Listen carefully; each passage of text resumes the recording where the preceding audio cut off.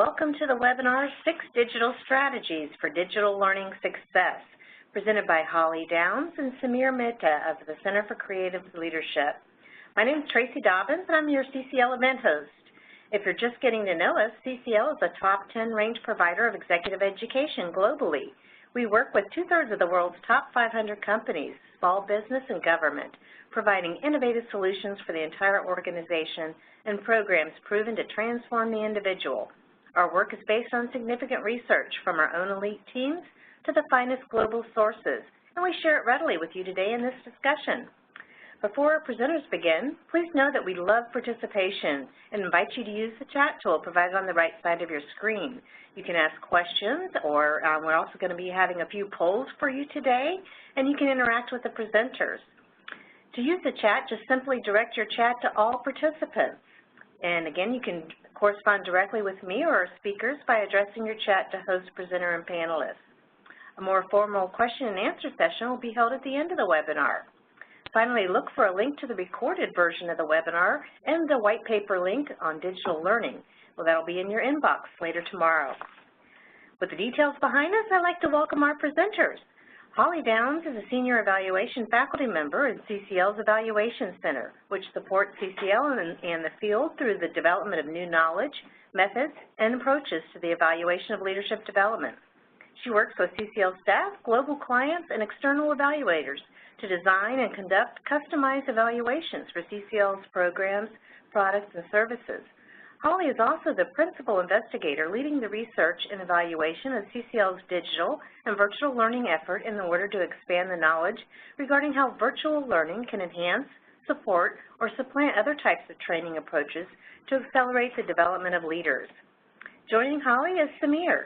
Samir is the blended learning leader of the Center for Creative Leadership. He works with various groups at CCL to ensure that digital learning products and blended learning solutions are designed and delivered seamlessly for CCL's clients. He enjoys designing learning journeys for sophisticated, discerning professionals that are truly immersive and blended. Welcome, Holly and Samir. Thank you so much, Tracy. It's a real pleasure to be here with everyone. I'm going to kick things off here, and like Tracy and Regina have mentioned, we really want this to be interactive, so please throw your chat questions at us as it goes along. We'll have a few polls coming up, and we'll ask for feedback as we go through the session for sure. So we'll dive right in. And before we get into digital learning strategies for success, we wanted to sort of ask this question of, does leadership development even matter anymore, right? Does leadership matter? Does leadership development even matter? The CES conference just closed. All they talked about was robots. We're living in a world with drones doing delivery, and almost everything that you possibly can need to be done on your phones. And so do we really need leaders and leadership development anymore? And for that, we looked at some examples in the tech world specifically. And if you look at this one example of Uber a couple of years ago, one particular employee, Susan Fowler, wrote a blog post. I don't know how many of you remember that, but she essentially was harassed by her manager and didn't feel support from around her in the system. She just felt completely let down by leadership and by her HR at Uber, and eventually that was sort of the last straw on the camel's back. What we saw very publicly was the CEO got ousted, most of the management team was fired or investigated or both. They had a new CEO step in, Dara Khosrowshahi. But if you look at sort of what was the financial impact of that on Uber and its investors, at its peak, Uber's valuation in in August of 2016 was $68 billion. By the time they did their next clean round of funding in January 2018, if you do the math, it had dropped down to $54 billion. So a lack of leadership cost Uber and its investors $14 billion. That's a pretty significant amount of money. And I think Holly has another example for us. In addition to Uber, next let's look at Facebook. Facebook is another great example of a company with technological power, but it has been and still, frankly, is in crisis mode for about the past year because they didn't have a coherent leadership strategy or people that were aligning with their stated purpose to connect people. So this breakdown has resulted in the mess that they're currently in. So with those two examples, at the Center for Creative Leadership, we are a top-ranked global provider of leadership development with about 50 years in leadership education. We serve about 30,000 leaders annually. We have worked with about 80% of Fortune 100 companies. We have offices on 6 continents, and we're ranked number 4 in the world by Financial Times. But it's not just what we've done in the past for a long time, but also where we're at today and what we study. So research is at the core of everything that we do. CCL values research and exploring the impact of leadership development. So bottom line, not only our research, but also research from the field has found that organizations that invest in leadership development perform better than those that don't. At CCL, I know we might be a little bit biased, and I know we even have leadership in our name, but our research, along with several independent in-depth studies, have consistently reached that the same 4 things can happen when companies participate in really good leadership development. 1, it can improve the bottom line of financial performance. You can attract and retain talent. It can drive strategy, execution, and create organizational alignment. And it can increase organizational agility and success in navigating change. It is not only what we do and who we are, but we're constantly looking at how we improve and we grow, not only as an organization, but also how we help other people. Now, Samir will talk about technology. Yep. Thanks, Holly. So, when you think about leadership development today, you really can't have a conversation about leadership development without having a conversation about technology. Technology is really integral to all of it.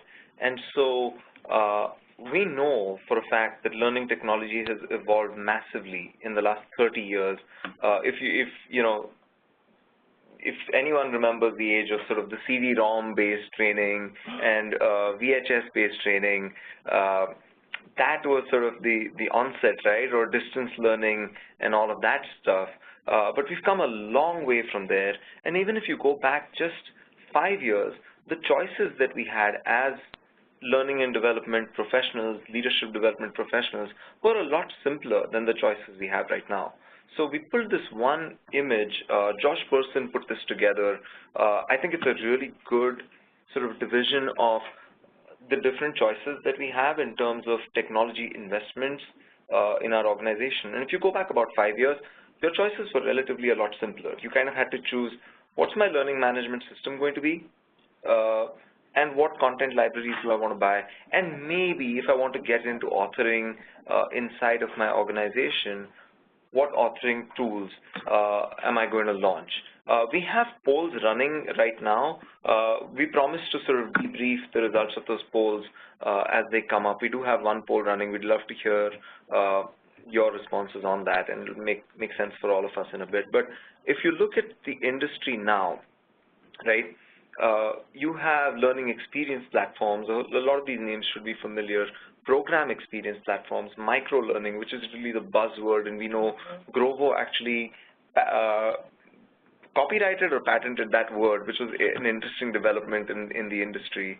And so the choices are overwhelming, and it's a complex space to be in. So we know this for a fact, and we see this pain with our clients all the time in the work that we do. And we see the need to really leverage and get the most out of their technology investments. So that's what we see ourselves working with our clients quite a lot. Now, we're looking at the results from the second question. So the first time we asked, how do you like to learn? And then we asked, what is the predominant mode of delivery in your organization right now? And then the second question, we asked, what will be the predominant mode of delivery 5 to 10 years from now? Blended learning has won on all three. Yes, very right? interesting. And interestingly, I feel like online kind of dropped from what's happening right now to what they see in the future.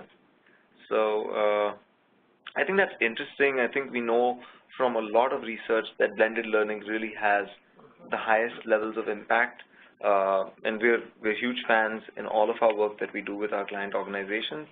So what we're going to jump to now is we know that digital transformation is hitting every part of everybody's business, and it has already disrupted learning and development. If you just look at the simple statistic of, in 2009, 77% of corporate training was instructor-led. 2016, that number was down to only 32%. And we do see that kind of reflected in the responses from our audience as well. We have kind of a fun question here for you, and we sort of made it a forced choice of, I hate my LMS, your only choices are yes and no. Obviously, it's a spectrum, but we want you to land on one side of the spectrum or the other. And what's interesting, most of you should have made this choice by now.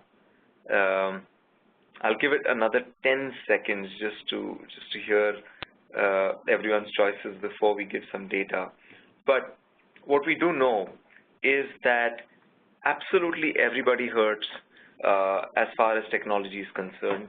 Brandon Hall, a very reputed group, conducted a survey, and there are so many different barriers to satisfaction with technology: inability to integrate, poor user experience, cost of the technology. Okay, so the results are in, and it's kind of a close tie. So 46% of the audience today hates their LMS, and 49% does not. So this is sort of a very balanced result. Here's what we'll show you. Here's what the industry saw is, and obviously the industry was asked a more gentle question than the one we asked here.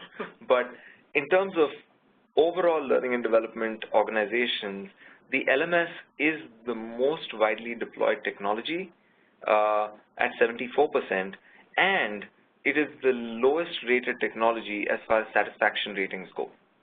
So we know that most organizations are feeling pain with the technologies that they've invested in and how they are being received and how they're landing.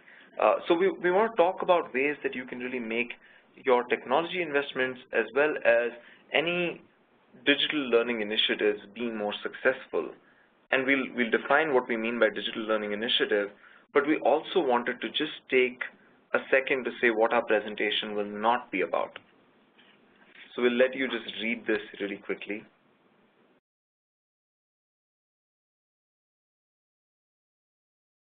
So we promise to do our very best to not have buzzwords in our presentation today. So we're going to do our best not to say blockchain after this slide or artificial intelligence, and not because these technologies are not important or because you're not deploying them, but we feel like technological change is going to always outpace strategies to leverage technology. And so when we refer to a digital learning initiative, we're kind of putting a pretty broad umbrella on that. E-learning, so self-paced learning done individually, virtual instructor-led training, where a group is experiencing some training as a synchronous cohort, blended, where you have a mix of face-to-face and entirely online experiences, and then technology-enabled learning, which is the use of devices in a physical space. So any of these we're really bucketing under a digital learning initiative. And so within that, we're going to talk about 6 strategies for digital learning. The first of those is this idea of less is more. And so what we mean by that is really serve the right amount of learning at the right time. And what we see, I worked for a big box e-learning provider before, a few jobs before I came to CCL, and we see this all the time with my colleagues in the industry, is a typical e-learning story begins like this, right? There's thousands and thousands of titles, $50,000 of learning. We have 15,000 employees. Can you imagine the impact this program will have? And unfortunately, a year later, they end like this. Big, huge space, so much stuff. We built it. Why didn't they come?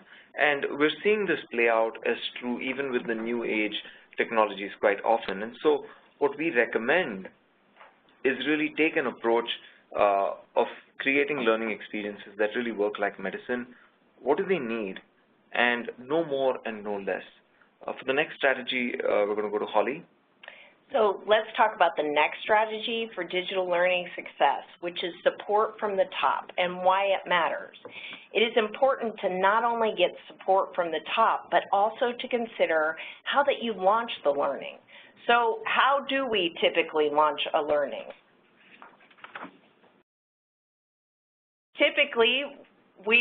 Most typically we use email, and that's the absolute worst way possible to communicate. So look at this table. We get on average 140 emails, both sent and received, per day. So if your digital learning is launched via email, your chance of success is equal to that of a phishing scam, basically. You're lucky if anyone will even read your email, let alone act on it.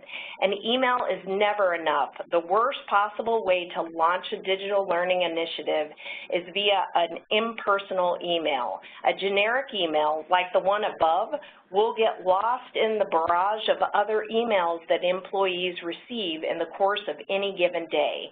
An email from an automated account is even less likely to grab the attention of the employees, which means the announcement of the launch of a new digital content may be not only overlooked, but you kind of kill your whole initiative from the beginning. So what do you do? First, we have worked with many different companies on different digital learning initiatives, and you have to find your champion. We've worked with organizations with a pretty compliant culture, like a large police department, to those that have very little compliance, and with a technical company and a chemical company. And what we found is that typically in the face-to-face space, they have someone from within the organization kick it off and come in, they do a welcome. But often we've overlooked doing this for the virtual instructor-led trainings or the e-courses. So a strategy that we found that works really well is not only finding your champion, but then having them either set up an introductory video or message or even a live message if it's in the virtual instructor-led training space in order to kick this off. And then it's more than just getting senior leaders to kick off with a video message, but it's also essential to try to get them to actually participate, to recruit senior leaders, to prepare them, to have them even preview your content, sit down with them and go through it, record what they say about it, and use that within your initiatives. We've found that videos are better than email. Ideally, you want your CEO to understand and appreciate the digital learning content and make some sort of short message video about it. We've done this with a few of our clients, and the impact has truly been substantial. CCL is a strong advocate of blended learning, which combines different learning approaches within a single program, but we also believe what happens in the classroom shouldn't just stay in the classroom. Instead, if a senior leader comes to address a group of leaders participating in a learning initiative in a face-to-face space, for instance, leverage that time to even make a video about what they've said and put it on the company's learning platform so that people can see that the senior leadership or your champion from within this is also bought into it. But what we've also found, you can't just stop with the senior leader. Once you get the senior leader, absolutely, that's critical to have that in the introduction of your learning initiative, but also getting the immediate boss or supervisor is another kind of layer for making sure that you have that buy-in from the top. In our research, high boss support leads to better self-awareness, better leadership capability, better leadership effectiveness, and actually better engagement. So the key to both is both the senior leader and the immediate boss and supervisor when you're kicking this off, and to try to ensure that you have that success. You start out strong so that you can make sure that you have that success throughout the duration.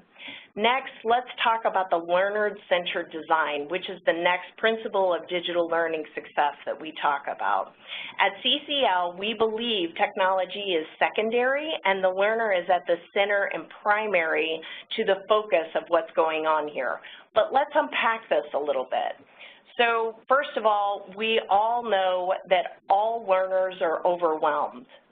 So the overwhelmed learner, a typical learner only has about 24 minutes per week spare to learn new things. We have this according to research and according to what we've heard. But the average Netflix consumer watches 2 hours of Netflix a day. So what does this mean? What can we learn from it? What that this tells us is that it isn't necessarily about the time, but it's really about thinking about how we can give the experience that the clients or the learners will take the time to actually participate in, and to integrate the learning where they are and within what they do. So virtual facilitation really allows us to go deeper where they are. People don't learn just by being taught. And what we've also found within research is that 37% of today's workers are telecommuters right now. The world is a global workplace. Who does what is important, but where it's being done is becoming less and less so. So digital learning will not just be an extra add-on, but even a necessity in reaching your workforce. What we've also found, CCL has pioneered the work on lessons of experience that created the 70-20-10 rule, which we all know is pretty common knowledge now. Virtual facilitation really allows us to go where the learners are with challenging assignments and support and information that they really need when they need it. They're also able to revisit the learning just in time, so it can help to be a reminder or a support when they really need it. Samir is now going to talk about the next strategy for digital learning success.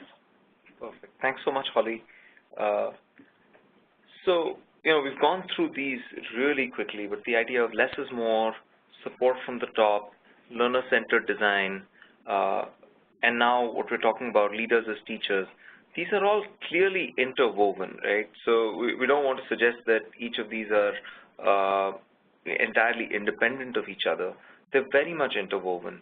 And we'd love to hear from you over chat if there are some things that you've seen that have worked really well, that speak to some of these strategies that we've shared so far, or if there is disagreement where you say, you know what, no, we disagree with the strategy you've provided and here's why. So we love disagreement. We love having that conversation. So please use the chat. We're looking at it pretty actively. And I'll jump in to talk about leaders as teachers. So one thing we know is that we forget things. So this is the most certain thing. If you walked into a kitchen thinking about the thing you wanted to get and then realized you don't remember what it is you wanted to get, you have hopefully forgotten something in your life. Also, we know that our audience today is learning and development professionals. The Ebbinghaus forgetting curve is nothing new to you, undoubtedly. But what we wanted to get at, there are many different ways to get at the Ebbinghaus forgetting curve and to try and help people remember things. Obviously, reinforcement, nudging, all of that are really powerful ways to help people remember over time. And technology allows you to do that really well. But there's another way that we see technology allow you to really stay connected to a learner and to help them remember what they've learned. And that is really to put them in a position to teach what they've learned. So we are able to provide job aids, teaching guides, put in hooks to say, why don't you go try and teach this concept that you just learned to a couple of your peers or to some people that are in the, in a remote office. And then what's even more powerful about technology is you can allow them to reflect. So what Seneca the Younger didn't know 2,000 years ago, or perhaps didn't codify in what he said, was, yes, by teaching you learn, but by teaching and then reflecting, you really do imbibe and make that learning really strong. So that's a powerful element. I see a comment or a question from Colette here, which is, what research do you have about how difficult it is to persuade the C-suite to invest in leadership development today as compared to various points in the past? This is a good question. I don't know that I can refer directly to some research.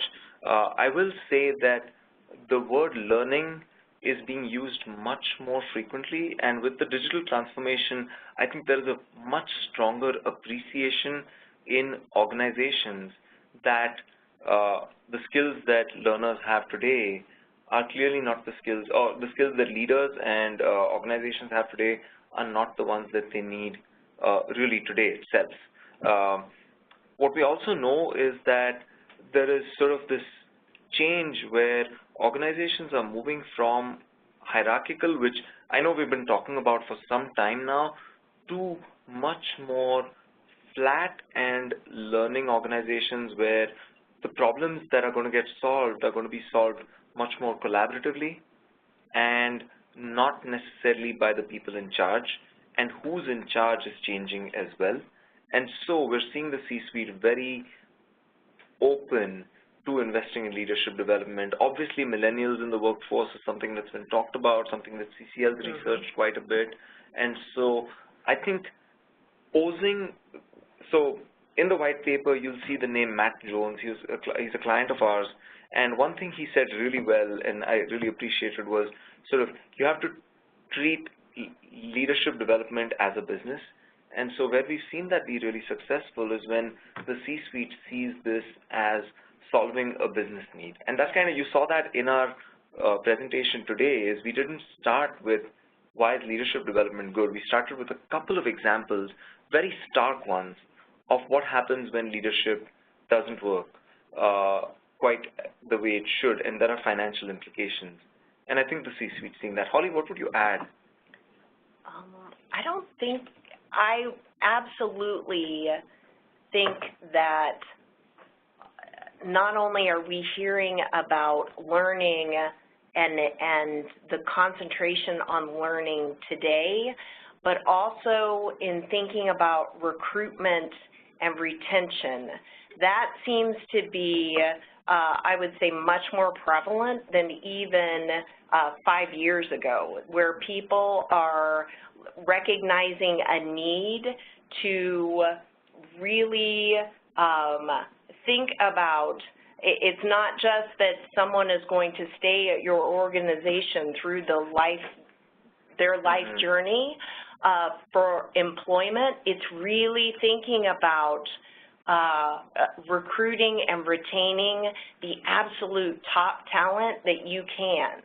And I actually think that there has been much more of a need for that, even not just with the organizations that we worked with, but with other organizations such as where we've typically had a shortage with teachers and different areas like that, but also within police departments. I've really seen this shift of not only just learning because you need to make sure that your organization, that you are training those top leaders, but also just this really immediate need to make sure that retention and that attraction of that new talent is something that's become, I would say, even more of a focus at this point.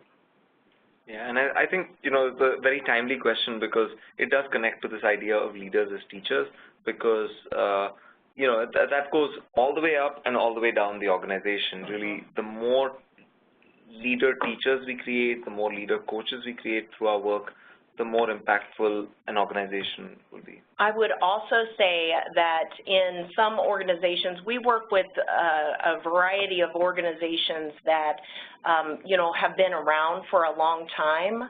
There is also this tension between raising leaders quicker because of large turnover, of really thinking about, it isn't any longer thinking about, oh, you need to be here for 5 or 10 years before that you are getting promoted into these leadership positions, but it's really fast-tracking and thinking about the support that people need to be successful from the beginning and a little bit quicker than it used to be. Yeah, that's a great point. And I think, you know, digital learning helps there because you don't necessarily have the budget to invest in a new employee to go to a face-to-face program, irrespective of who it's delivered by, but very often you can deploy a very specific digital experience. We see, if you saw the slides at the start that was scrolling, CCL Boost, which is a product we have, is really focused on people who are making that transition for the first time. And we're seeing a lot of organizations put that as part of their rollout, and that really pays a lot of attention to sort of leaders as teachers. The next strategy we want to talk about is this idea of learning partners, and it is different from leaders as teachers because the goal is to sort of provide and create a support system to ensure learning is sustained. So if there is a way to do quick feedback, I'd love to hear how many of you, and you can use chat as well, did you sign up for a new gym membership in January? We're on the 14th, so I hope it's not too late to say Happy New Year. Happy New Year, everybody. If you signed up for a new gym membership, please use the feedback buttons to say yes or no. Let me see if I can see the feedback buttons. Or just raise your hand if you signed up for a new gym membership. That'd be kind of fun to see. And oh, we got some no's. Okay. No is not a bad thing. Okay, I won't hold the suspense too long. So for those that did, just know that you've made an investment that is on average kind of dodgy. If you didn't, you know, if you have a way to exercise, great. And if you already exercise frequently, you probably know what we're going to say. But you know, what we do know is the gym membership costs on average about $600 a year for people in North America, equivalent amounts around the world. And unfortunately, 82% of gym members go to the gym less than 1 time per week, and most people end up wasting it. But this doesn't have to be the case. We know this for exercise, we know this for nutrition, we know this for financial goals, and we also know this for learning and development. Obviously, CCL knows this specifically about leadership development, is that having an accountability partner really is the difference between success or the lack thereof. From our research as well as others, we know that reaching individual goals, setting a goal, you have 6 to 8% chance of success, all the way on the other side too. If you set it, you write it down, you verbally share it with others, and have an accountability partner, your chances of success are above 85%. Now, technology allows you to do this. Can folks hear me okay? If you can, just send us a chat message, please. Okay, folks are able to hear. Good. So, we'll keep going. How does technology help you create accountability partners? You can put in hooks into any learning initiative that create accountability, that set up meetings over an extended period of time, that really allow people to work with an accountability partner. What we know also from our research is that there are really 2 kinds of partnerships, 2 kinds of learning partnerships. There are accountability partners, there are peers who are learning together, who have a shared experience and discuss challenges and goals. And these people are people that you might have in a cohort together. So if the technology you're using allows for virtual instructor-led sessions, create that to allow your accountability partners to talk to each other, to sort of keep themselves accountable, or you can use asynchronous things like discussion forums and things like that. Then there are learning partners, bosses, mentors, coaches, HR VPs, or other trusted people, and you provide your learners with conversation guides, expectations, checklists, things like that, to really connect with people that aren't in the learning experience with them, but can help them as they go forward. And these can be informal or informal learning initiatives. The next strategy I'm going to go to Holly for. So finally, the last principle for digital learning success is measure what matters. If you aren't measuring the implementation and impact of a learning initiative, you are missing a critical piece. We've found that on average, so the Center for Creative Leadership has always studied and researched really what's going on within the face-to-face space, but we also have been studying and evaluating programs from within the virtual space for the last couple of years too. And while every evaluation will have similarities and differences regardless of the mode of delivery, you probably want to consider paying attention to the following tips, particularly if the program is situated in the digital space. These are 5 tips that, like I said before, especially within the digital space, they become really prevalent to pay attention to these. So first of all, previous experience matters. Consider including data collection measures on both the content as well as the experience, but also on participants' previous experience and even their attitudes toward the training delivery mode.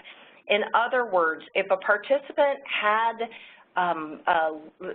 to learn both the platform, so whatever digital tool that they are using in addition to the content, the cognitive load or what they have to actually think about will be higher, and this might actually negatively impact their experience.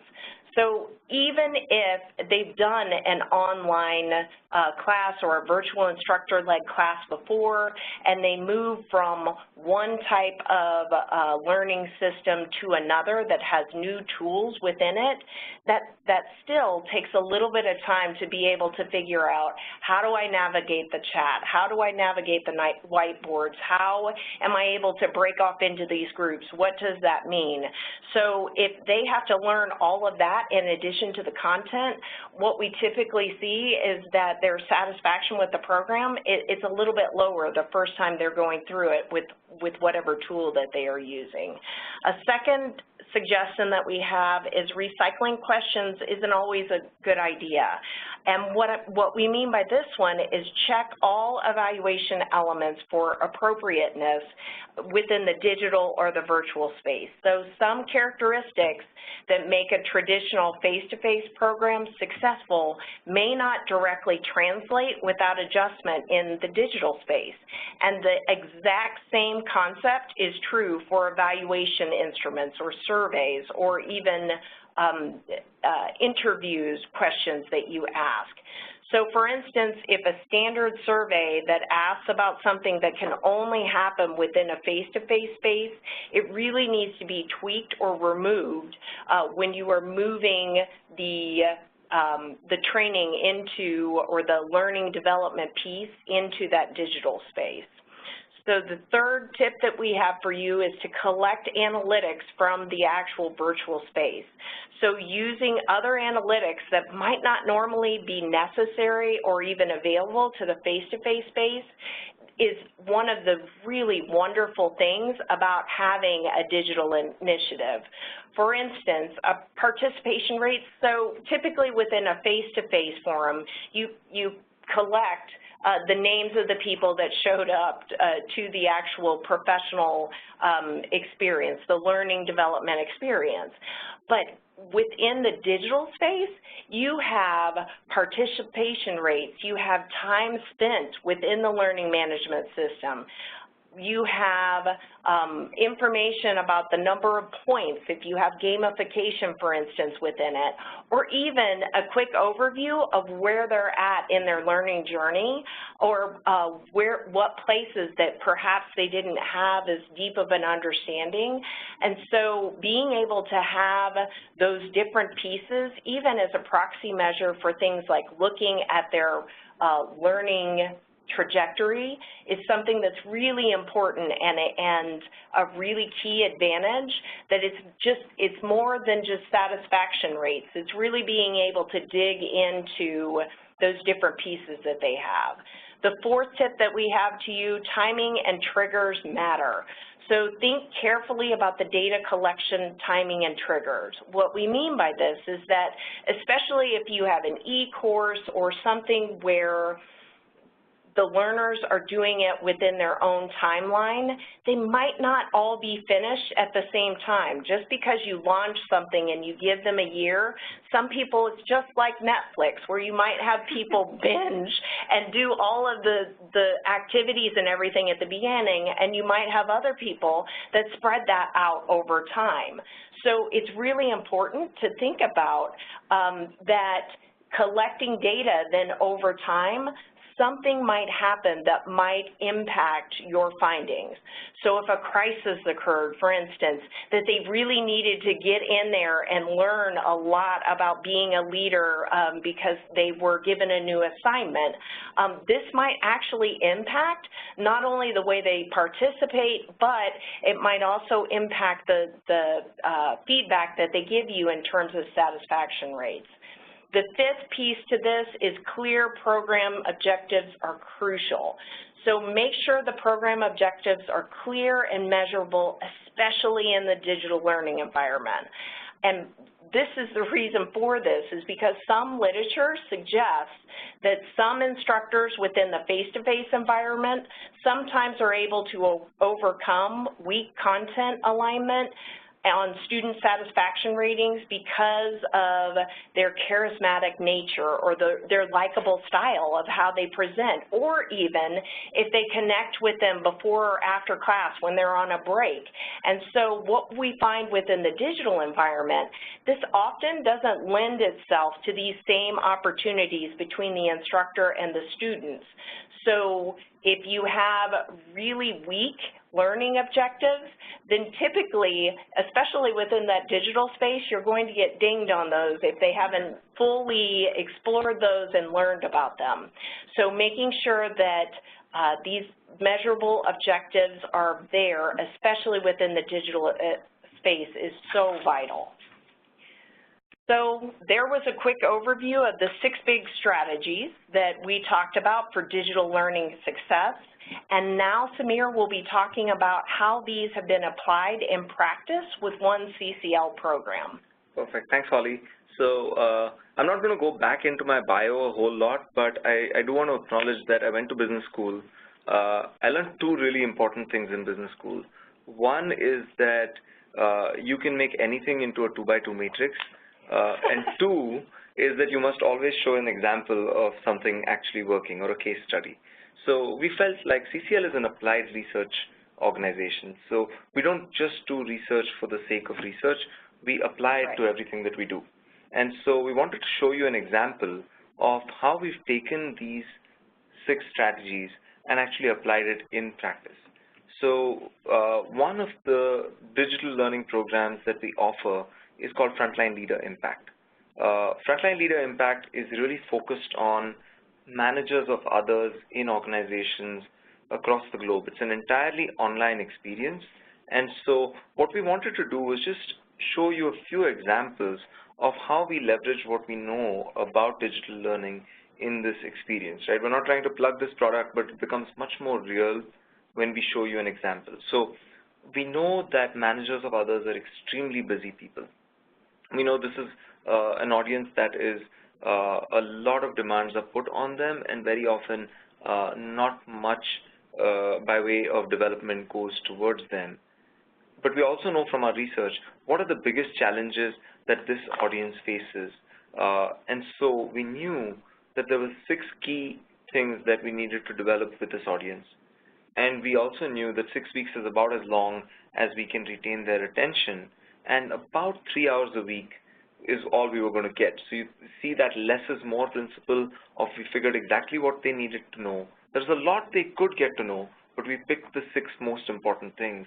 And we know they're really busy, we know they're on different time zones, and so we provided 18 hours of learning over 6 weeks, which breaks down to about 3 hours a week, and almost all of that is self-directed, but we also know that accountability partners work, right? Learning partners work, and therefore, we have a cohort go through this experience, so they learn together, and they have a learning partner in that moderator who's a guide by their side. It's an expert who really works with them.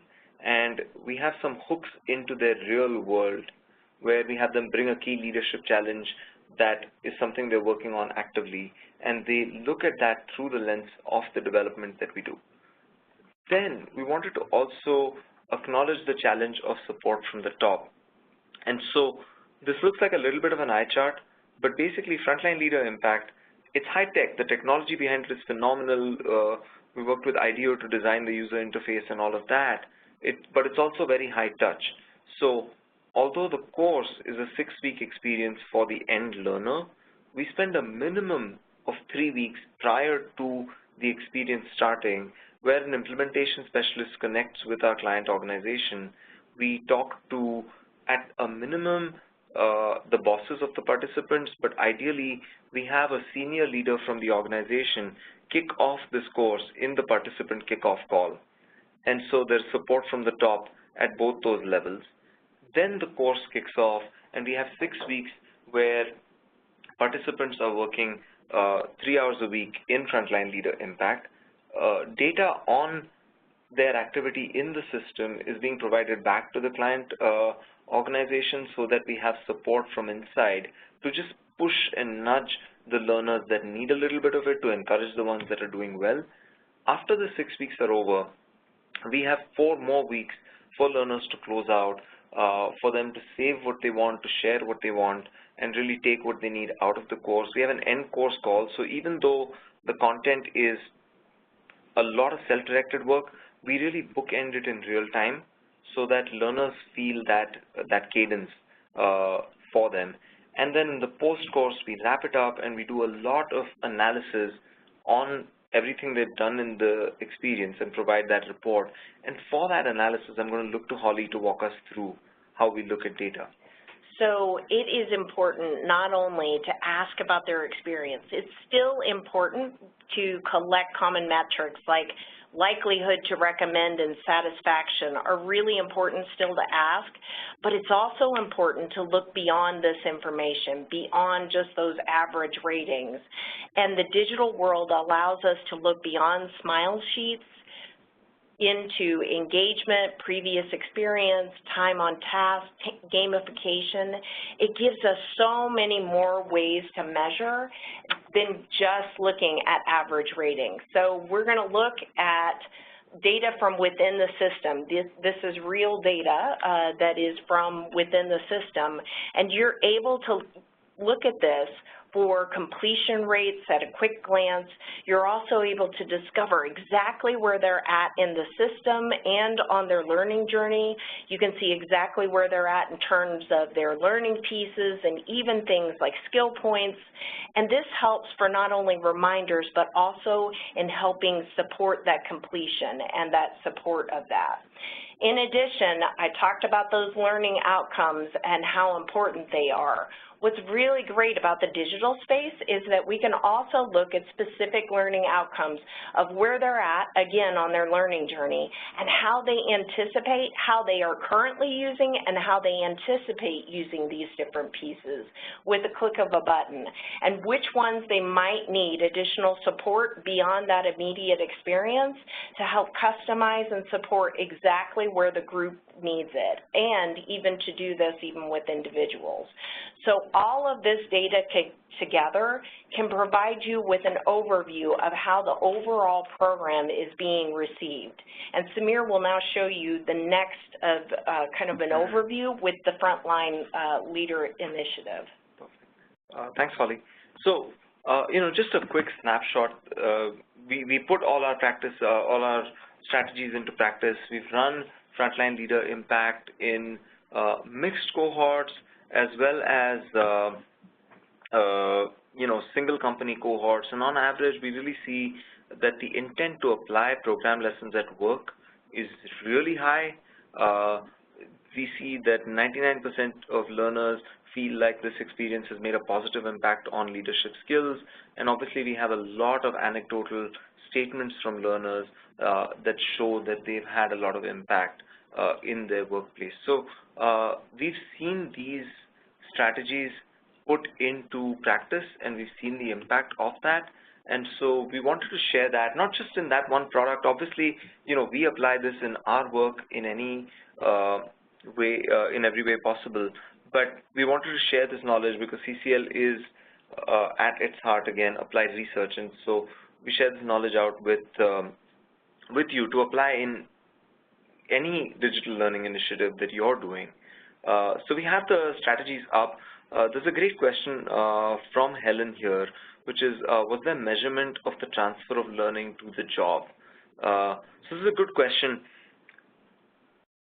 So it's a yes, but I do want to caveat because we don't like to make super bold statements without backing them up. Measurement of transfer of learning to the job, you sort of have to have more longitudinal data in terms of what these learners have done over time. The good news is the experience is a 6-week experience. So when we're collecting feedback on even at the end of program, you're not collecting feedback at the end of 2 days in terms of their opinion on, hey, do I think this would be useful? We're collecting feedback 6 weeks after they've learned the first skill that they learned. Yes. And so we are able to transfer that. With this experience, we also have what we call a key leadership challenge, which is a real job challenge that they have to work on. And so we've seen people actually apply the concepts into their job and reflect on that through the technology, and we're able to see that. Now, we don't share the verbatim things that they've done, but we have seen that they learned something about, for example, conflict or giving feedback in difficult situations. They applied it on the job, and they saw an impact. So we've seen a lot of that show up. Holly, what would you add to that question, or just this idea of sort of transfer of learning on the job in general? I think, we are in the process of collecting not only evaluation data where you're looking at the implementation and the impact, but we're also doing studies on looking at exactly this. It is absolutely a place where not only do you need longitudinal data, but you also need pre-data as well as before they go through the program, so that you are able to look at those changes over time. In addition to really collecting that information, the Key Leadership Challenge also allows you the opportunity to investigate things like return on experience and return on ROI and ROE. So this is also a really important piece. By having those concrete projects, this is something that is especially important and one of the really powerful pieces of, again, working within this digital space. Perfect. Thanks, Holly. So we have another question coming in from Susan. Can you speak to personalized learning as a digital learning strategy? Do you see this as an aspect of learner-centered design or something else? So I'll take a dig at it, and then Holly, jump in. So I love that. So personalized learning is really something that technology is allowing us to do in so much more impactful a way than we ever have before, right? And if you go back to kind of that first strategy that we had of less is more, the flip of that is more is more. I mean, more is the obvious one. I'm being a bit facetious, but there is a ton of content available. And so when you look at personalized learning, each learner can kind of create their own path, right? And each learner can go at their own pace and you have adaptive learning where I can test out of modules that I don't need to be part of because I know what needs to be known. And the flip of that is if I test and I discover that I in fact do not know what I didn't know that I didn't know, to quote Donald Rumsfeld, it allows me to realize that that's a learning need. I think the element of personalized learning is really powerful, but you really need to connect that somewhat conversely to support from the top, because technology is unbelievably powerful. You know, if you look at kind of, I'll scroll back up to kind of that choice slide just for a second, because I think it's relevant to this one. Let me scroll back up really quickly. Give me a second. The overwhelming nature of choice that we have right now is when you're looking at all these technologies that you have, whether it's Degreed, where everyone in the organization can create a path, or it's Grovo with all this micro-learning and they just introduced authoring, or LinkedIn Learning has introduced authoring as well, and you've got your learning record store where your point of sale can be captured as a learning experience. I think the key is you need support from the top, because leveraging these technology investments needs support from the top, and it really cascades down. It's very hard sometimes to have a grassroots effort on that. And so I think personalized learning is very much learner-centered, but without support from the top, it often stays at being a cool technology and not, you know, everything overall. Holly, what else would you add to kind of that question? The only other thing that I will add is that you can see, particularly with the Frontline Leader Initiative, that it isn't a system that runs by itself. So there are lots of support behind it. So administrative people that are behind it from CCL. We have mentors and real people that are also integrated into the technology, if that makes sense. So while the data and the dashboards and the different pieces can give you an inkling or can give you a nudge in a direction where someone might need more personal learning or something along those lines, there are still people behind it that are there to support as well as encourage or even recommend other places where you might want to go to expand on those skills. So what we're talking about here is absolutely, I think, both a collective, so they have cohorts with them, but they also have this individual element to them, which is the reason why gamification becomes so important, as well as having a whole host of people, not just releasing it, but also partners in your digital learning to make sure that you are getting the most out of it, both individually as well as a company. And we have one more question. Can I take it really quickly? Perfect. Thanks, Tracy. So we have a great question on, you know, can you share CCL's experiences on blended learning? I think that's a neat question. I think, you know, these strategies that we have here, we apply them just the same on blended learning. We've made sort of significant investments in technology as well as in processes and practices to really work with sponsors in our client organizations, because people are the most critical part of learning and development, right? We do learning and development so people get better. We do leadership development so we create better leaders. And so the more we think about the people around the learners that we are focusing on, the more successful we are, and the more we learn about their lives, the more successful we are. And I think blended learning allows us to really stay connected to our learner for extended periods of time so that the impact we can have is so much greater. Wonderful. Thank you, Holly and Samir, for sharing how technology is changing the game in learning and development in organizations. This will conclude our program today, but be on the lookout for a follow-up email tomorrow, which will include a link to the webinar recording and a white paper on digital learning. We hope that you enjoyed the session and will join us again for a future webinar. We'll stay online for just a few more minutes, so if you have any other questions for our presenters, feel free to send them into the chat box. As you exit the webinar, we hope you'll take a moment to complete the evaluation we'll push out to you so we can continue to make these events well worth your time. You can also request that a CCL team member follow up with you. Again, thank you for joining us, and thank you, Samir and Holly. Thank you. Thank you. Bye, everyone. Thank you, especially to those, well, to all of you, but even the ones that were late at night. Double thank you for giving us some of your sleep time. All right. Thank you, everyone. This actually concludes